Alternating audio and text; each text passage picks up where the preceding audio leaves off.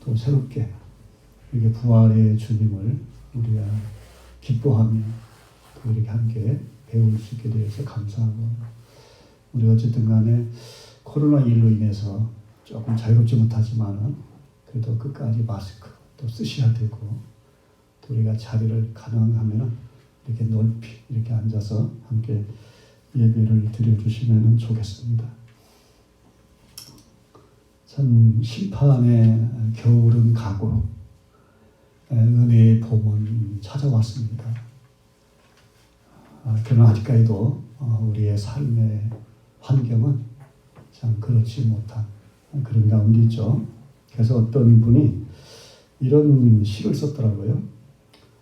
심판의 겨울은 가고 은혜의 봄이 왔다.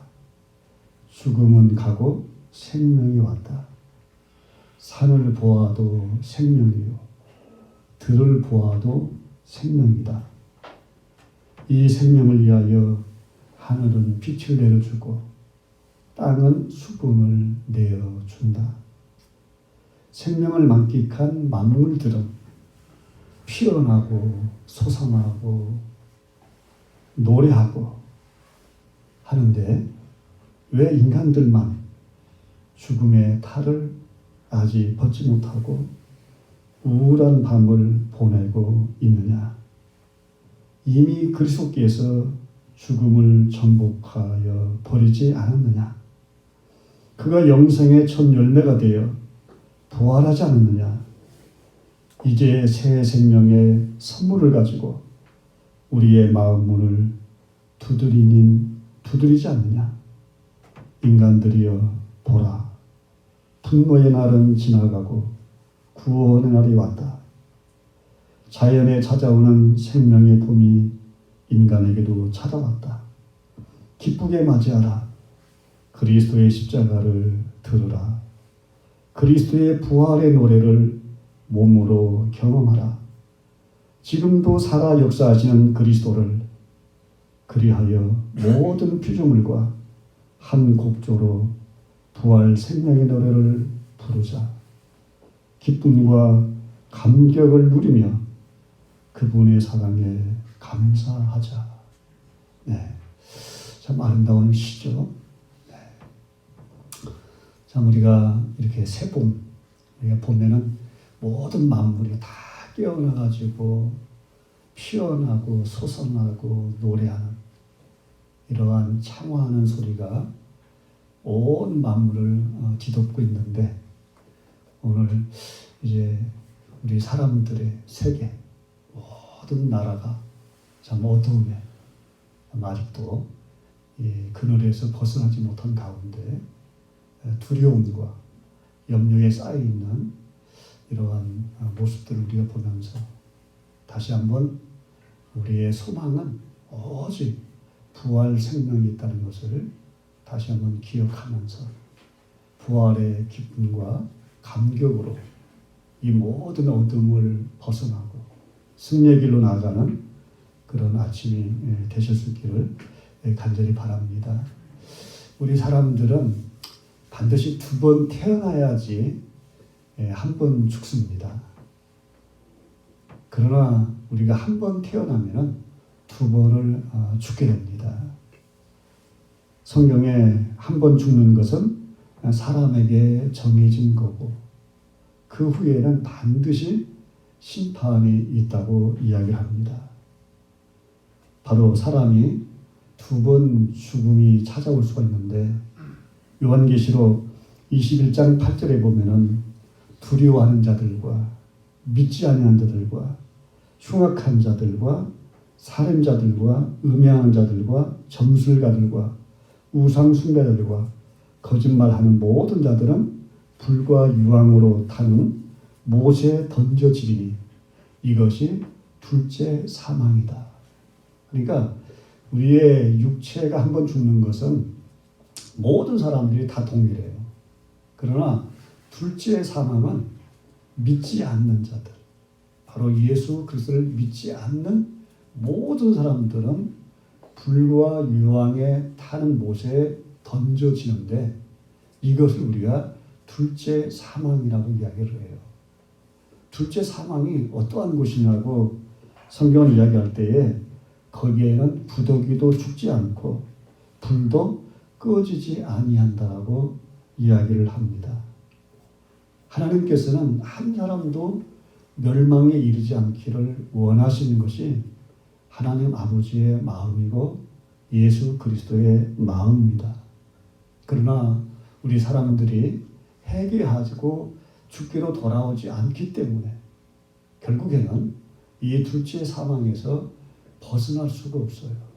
하나님은 우리를 위해서 모든 것을 다 이루셨는데 그것을 우리가 믿지 아니할 때 그것은 우리하고 아무런 상관이 없는 그런 결과를 우리에게 가져온다라고 하는 것을 우리는 늘 기억을 해야 됩니다. 그래서 우리는 반드시 물과 성령으로 거듭난 두 번 태어나야 돼요. 그래야만이 우리가 둘째 사망에 이르지 아니하고 영원한 부활 생명에 이르는 그러한 승리자가 될 수 있다라고 성경은 우리에게 반드시 이야기하고 있습니다.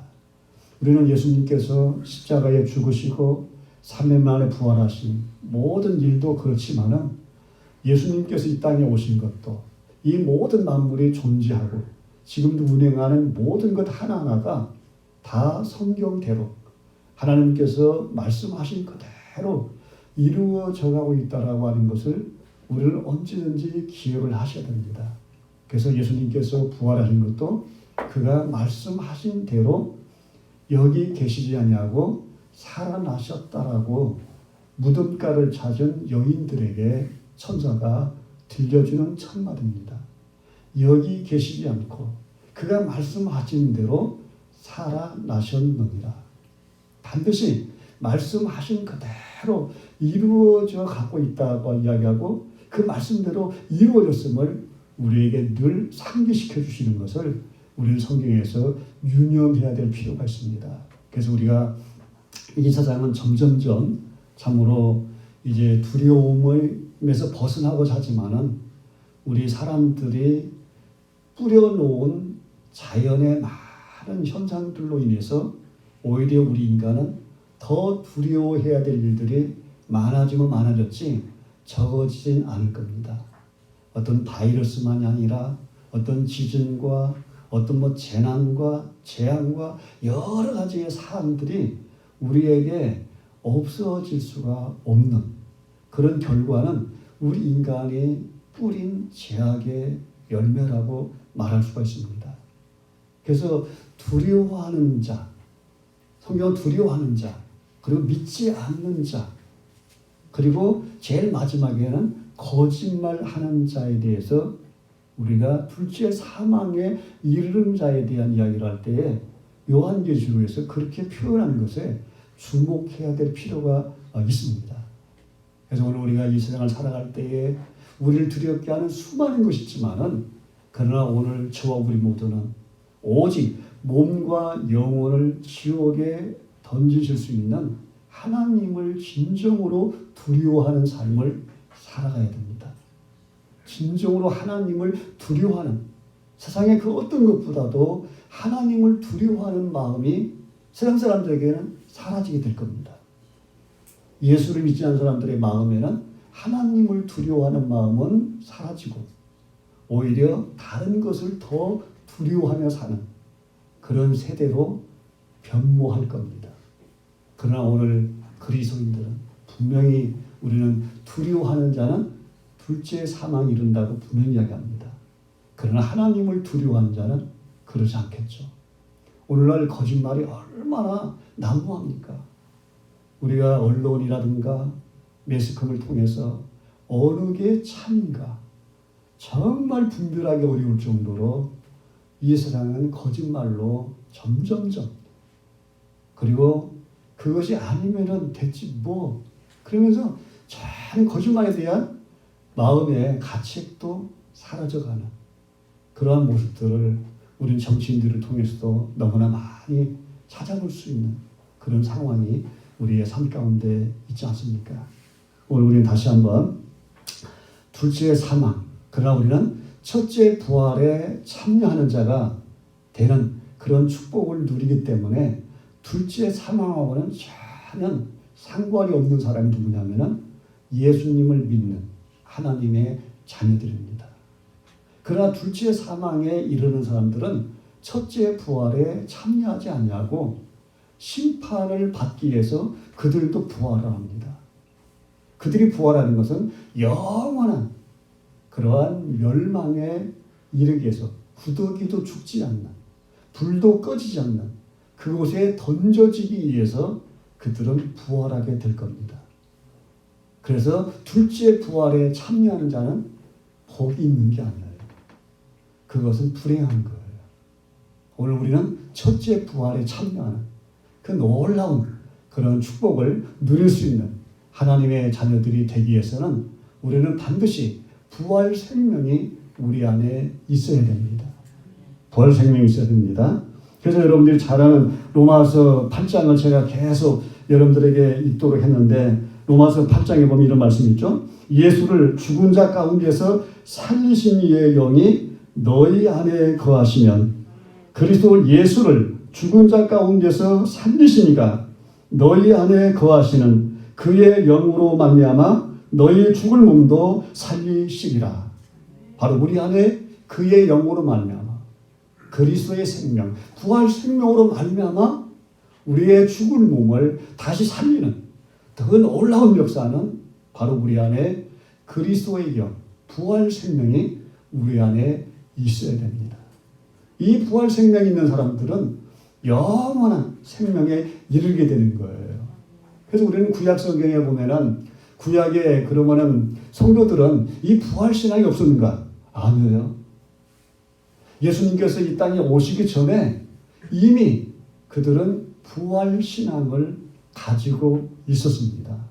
그 한 예를 제가 몇 군데만 제가 말씀드리자면 먼저 여러분들이 잘 아는 동방의 유인이라고 하나님의 자랑할 만큼 그러한 놀라운 신앙의 사람이 욥입니다. 근데 욥은 사실 자녀고 재산이고 모든 걸 다 잃었죠. 그의 몸에는 악창이 나가지고 그는 하루하루 순간순간 살아가는 것이 고통이었고 정말 죽기를 원할 정도로 그에게는 고난이 심했습니다. 그럼에도 불구하고 욥이 정말 가지고 있는 그의 모든 가운데서 하나가 있었는데 그 하나를 가지게 되고 그런 모든 고난을 이겨나가는 것을 볼 수가 있는데요. 바로 그게 부활신앙입니다. 욥기 우리가 19장 25절로 26절에 보면 이런 말을 합니다. 내가 알기에는 나의 계속자가 살아 계시니 마침내 그가 땅 위에 서실 것이라. 내 가족이 벗김을 당한 뒤에도 내가 육체 밖에서 하나님을 배우리라. 이 말은 무슨 말이냐면은 내 살이 썩어지고 내 육체가 썩어진다 할지라도 내가 하나님을 배울 수가 있는 그날이 반드시 있다라고 하는 것을 믿는 확신, 바로 부활의 신앙을 고백한 그러한 욥기의 신앙을 우리가 찾아볼 수가 있습니다. 고린도전서 우리가 6장 14절에 보면은 하나님의 주를 다시 살리셨고 또한 그의 권능으로 우리를 다시 살리시리라. 바로 주의 권능으로 우리를 다시 살리시는 그러한 놀라운 부활 신앙을 욥기가 믿고 있었고 확신하고 있었다는 거죠. 그뿐만 아니라 다윗도 부활 신앙을 가졌습니다. 시편 16편 10절에 보면은 이는 주께서 내 영혼을 수월에 버리지 아니하시며 주의 거룩한 자를 멸망시키지 않으실 것이니로다. 그렇게 고백했고요. 이사야도 그렇습니다. 이사야 26장 19절에 보면은 주의 죽은 자들을 살아나고 그들의 시체들은 일어나리니 티끌의 죽은 자들이 너희를 깨어 노래하라. 주의 이들은 빛난 이슬이니 주의 이슬은 빛난 이슬이니 땅이 죽은 자들을 내놓으리라. 그렇게 이야기합니다. 그러니까 주의 이슬은 빛난 이슬이다. 그렇게 표현해요. 빛나는 있으라는 것은 모든 어둠을 이기고 승리하는 것을 우리에게 보여주고 있는 거거든요. 바로 이사야도 부활신앙을 가지고 있었어요. 그래서 이사야는 이제 주의 죽은 자들이 살아난다고 하는 이야기를 하고 있습니다. 근데 이 다니엘서에 보면은 다니엘은 이 부활신앙에 대한 이 고백이 요한계시록에 나타난 그 말씀과 너무나도 동일하게 고백하는 그의 모습을 우리는 발견할 수가 있습니다. 다니엘 11장 2절에 보면 땅의 티끌 가운데서 자는 중에서 이 다니엘은 죽은 자를 갖다가는 잔다라고 표현을 해요. 오늘 본문 속에서 예수님께서도 나사로가 죽은 지 오래됐잖아요. 나흘이 됐잖아요. 그런데 내가 나사로를 깨우러 가노라. 나사로가 잠잔다라고 이야기를 해요. 우리가 이 세상에서 잠을 자러 가는 사람이 두려워하는 사람이 있어요, 없어요? 여러분들 잠잘 때에 두려워하면서 잠자는 분 계시나요? 아무도 안 계시죠? 잠자는 것은 편안하고 안식이고 그러죠? 성경은 죽음을 자는 것으로 묘사를 해요. 그것은 바로 이 죽음이라고 하는 것은 그것으로 끝나는 것이 아니고 그 후에 우리에게 참된 안식과 평안함이 우리에게 주어지기 때문에 예수님은 죽은 자를 잠자는 자라고 이야기를 하는데 이 다니엘의 부활신앙의 그 고백을 보면은 자는 자들이 깨어 일어나고 자는 자라고 표현을 하고 있어요. 굉장한 신앙이죠. 그리고 더 나아가서 뭐라고 말하냐면은 많은 사람이 깨어나 영생을 받은 자도 있고 그런데 그 후에는 뭐라고 말하면 수치를 당하여서 영원히 부끄러움을 당할 자도 있다라고 이야기를 합니다. 그러니까 모든 사람이 다 영원한 생명에 이르르기 위해서 자는 자가 마치 깨어 일어나는 것처럼 일어나는 게 아니고 영원한 부끄러움, 영원한 수치를 당하기 위해서 일어나는 자도 있다라는 거예요. 그러니까 이 다니엘은 믿는 자만이 부활이 있는 게 아니라요. 믿지 않는 자에게도 부활이 있어요. 그러나 첫째 부활에 참여한 자는 하나님의 자녀들이고 둘째 사망에 이르기 위해서 부활한 자는 불신자들입니다. 그들은 하나님의 심판을 받기 위해서 부활한다는 거죠. 자, 이제 오늘 본문 속에서 우리는 예수님은 자신을 가리켜서 뭐라고 말해요? 나는 부활이요 생명이다. 나는 부활이요 생명이라고 이야기를 합니다. 바로 이 말씀을 하게 된 배경, 우리가 이 동기를 보면은 어떤 이야기냐면 베다니에 세 남매가 살았습니다. 나사로와 마르다와 마리아. 이 세 남매가 살았는데 예수님은 이 세 남매를 굉장히 사랑했어요. 어느 누구보다도 사랑하신 것 같아요. 그래서 우리가 요한복음 11장에 보면은 사랑하시는 자가 병들었다. 우리가 생각하면은 좀 말이 좀 잘 어울리지 않는 것처럼 보여요. 하나님 예수님이 사랑하신 자라면은 병이 안 들어야만이 그게 맞는 것 같잖아요, 우리가.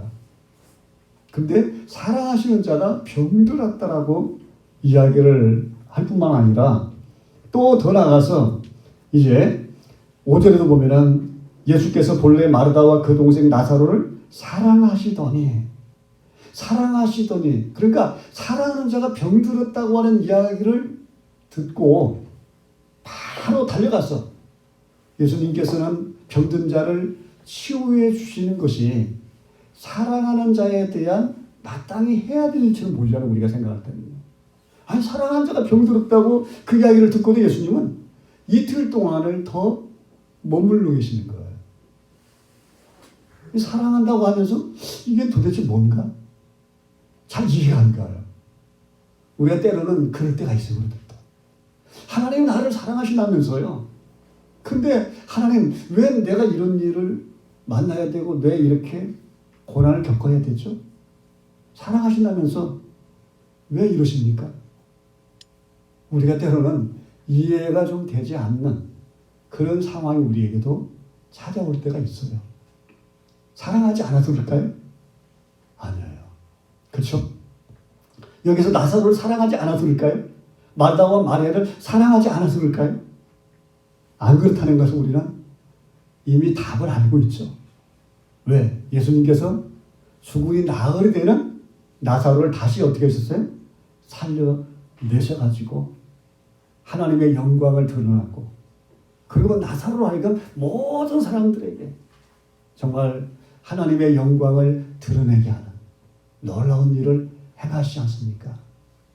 우리가 하나님의 영광을 바라보며 살아간다고 하는 것은 내가 원하는 대로 이루어지는 것이 영광이 아니라, 오늘 여기에서 마르다와 마리아도 예수님께서 여기 계셨더라면 내 오라비가 죽지 않았을 것인데, 예수님이 더디 오셨기 때문에 병든 가운데 있을 때 오셨으면 됐는데 이미 죽은 다음에 왔으니 이게 무슨 소용이 있습니까? 그러면서 원망 섞인 말로 예수님에게 이야기를 해요. 우리도 때로는 그럴 때 있죠. 주님, 지금 기회가 지금 이때인데 이 기회를 다 놓쳐버리게 만들고 이 다음에 나한테 뭘 할 수 있는 일이 있습니까? 이렇게 우리에게 기회가 날아가 버린 것처럼 보이는 순간이 우리에게 있을 수 있다니까요.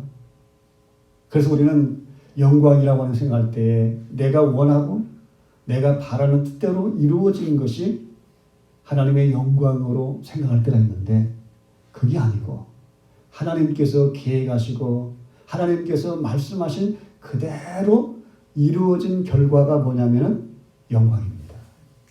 믿으십니까? 그러니까 오늘 우리의 삶 속에서 우리는 언제든지 뭘 바라보고 살아야 돼요? 영광을 바라보고 살아야 돼요. 바로 그 영광을 바라보고 살아간다고 하는 것은 내 뜻대로 내가 원하는 대로 이루어지기를 바라면서 살아가는 게 아니라 하나님이 계획하신 것, 하나님이 원하신 것은 반드시 뭐예요? 성취될 것을 믿는 그 믿음으로 우리가 살아가는 겁니다. 그럴 때 반드시 하나님은 그 영광을 우리에게 보여주실 겁니다. 오늘 본문에도 이 나사로의 죽음을 가지고 마르다와 마리아가 얼마나 애통하고 얼마나 안타깝습니까? 우리가 꼭 죽어야만이 그게 영광을 드러낼 수 있는 건 아닐 수도 있죠. 그러나 오늘 본문 속에서는 예수님의 의도와 예수님의 계획은 이미 뭐예요? 나사로가 죽은 다음에 그를 살리신 것이 예수님의 하시고자 하시는 계획이었어요. 왜 예수님은 그렇게 하셨을까요? 거기에 분명한 이유가 있기 때문에 그래요. 그래서 예수님이 갔더니만은 우리가 이게 읽지 않았습니다만은 여기 마리아도 뭐라고 그래요? 자기 언니와 똑같이 주께서 여기 계셨더라면은 내 오라비가 죽지 아니었겠나이다. 그러면서 많은 사람들이 나사로의 죽음 앞에 통곡하며 웁니다. 그때 예수님도 그들의 우는 것을 보시고 예수님이 어떻게 하신다십니까? 심령에 비통히 여기시고 불쌍히 여기더라. 그런 말씀이 나와요. 여기 보면은 예수님이 비통히 여기고 예수님께서 불쌍히 여겼다고 하는 것이 얼마나 중요한지 몰라요. 왜 그랬을까요? 여기에서 많은 유대인들과 우리 사람들은 죽음 앞에 속수무책으로 아무것도 할 게 없는 거예요. 그러한 모습을 보시고 예수님은 비통히 여기시고 예수님은 불쌍히 여기셨다고 하는 겁니다. 바로 우리 인간의 죽음 앞에 우리는 아무것도 할 수 없는 속수무책이에요. 아무것도 할 수 있는 게 없어요. 그러한 우리들에게 주님은 비통히 여기시고 주님은 우리를 불쌍히 여겨 주시면서 우리를 대신하여 십자가에서 자신의 내어주고 그 피로 우리를 대속해 주신 겁니다. 이 은혜를 우리가 늘 생각해야 돼요. 늘 기억해야 돼요. 그래서 우리를 향하신 주님은 언제든지 우리를 목적 없이 길을 잃고 방황하는 무리들을 보시면서 주님이 긍휼히 여겨주셨다는 말, 주님이 불쌍히 여기사라는 말을 우리가 많이 발견합니다. 오병이어의 사건 속에서도 예수님은 그 큰 무리들이 집에 가다가 그들이 배고파가지고 지쳐가지고 쓰러질까 내가 염려하면서 불쌍히 여긴다고 표현합니다. 그러니까 하나님께서, 우리 주님께서 우리 사람들, 우리들을 바라보는 그 시선은 언제든지 우리가 아무것도 할 수 없는, 우리는 죄 앞에, 죽음 앞에, 그 사단이와 이 마귀의 권세 아래 아무것도 할 수 없는 그러한 우리들의 연약한 모습, 우리의 무지를 우리는 깨달아야 돼요. 그걸 우리가 주님 앞에 내려놓아야 되거든요. 근데 우리 인간은 교만해가지고 아니라는 거예요. 마치 우리가 해결할 수 있는 것처럼, 우리가 마치 그것을 정복할 수 있는 것처럼 큰 소리를 칠 때가 참 많죠. 그러나 죽음을 정복한 이는 이 세상에 아무도 없습니다. 오직 예수 그리스도만이 죽음을 정복하시고 사망을 이기시고 승리하셨습니다. 그래서 그 주님만이 우리의 유일한 구원자가 되신 겁니다. 우리는 그 주님을 우리가 온전히 우리의 마음 가운데, 우리의 삶 가운데 모시고 살아야 됩니다. 스펄전이라고 하는 유명한 영국의 선교자가 있죠. 그분이 하루는 부활절을 앞에 두고 이렇게 거리를 지나가는데 새 장을 이렇게 봤어요. 근데 그 새 장을 안에 새가 이렇게 갇혀 있는 거예요. 그런데 어떤 불량한 소년이 그 새 장에 있는 새를 갖다가는 아주 날카로운 그러한 이제 나무로 된 이런 뾰족한 것을 가지고는 막 새를 갖다가는 막 찌르는 거예요, 막 그냥. 막 새가 막 이리 피했다 저리 피했다 막 그냥 막 이리부터 치고 저리부터 치고 난리를 치는 거예요. 그 광경을 보고는 스펄전 목사님이 가까이 가가지고는 이제 이야기를 했습니다. 얘야, 너 지금 이 새를 어떻게 할 거냐? 그렇게 물어봤어요. 이 새 어떻게 하려고 그래? 그렇게 물어봤더니 이 아이의 대답은 이 새를 괴롭히다가 죽이려고요. 그렇게 대답을 하는 거예요. 그때 이 스펄전 목사님이 이 파운드의 돈을 주면서 얘야, 내가 이 돈을 너한테 줄 테니 이 새를 나한테 팔아라. 그랬더니 이 아이가 돈이 생기는 것이 너무 좋으니까 그러면 뭐 내가 뭐 그래 할 수 있지 그러면서 그 새를 갖다가는 스펄전 목사님한테 건네주었습니다. 그래 그 목사님이 문을 열고 그 새를 훨훨 이제 날려보냈습니다.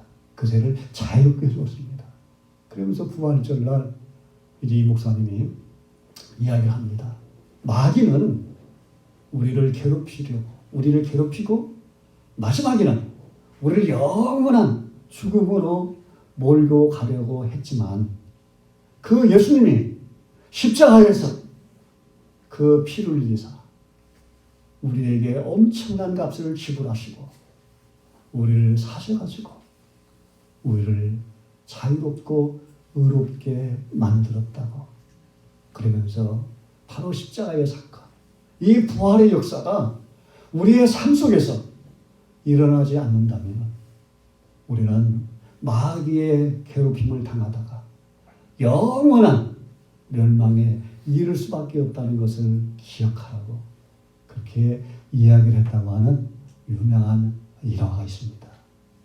오늘 저와 여러분들이 정말 이 부활절, 우리는 마귀의 이 어둠의 권세 앞에, 이 죄와 이 두려움과 이 권세 앞에 우리는 괴롭힘을 당하다가 영원한 멸망에 이를 자가 아니라 우리는 사망을 향해서, 죄를 향해서, 율법을 향해서 사망아 너의 길인 것이었느냐, 사망아 너희 쏘는 것이었느냐.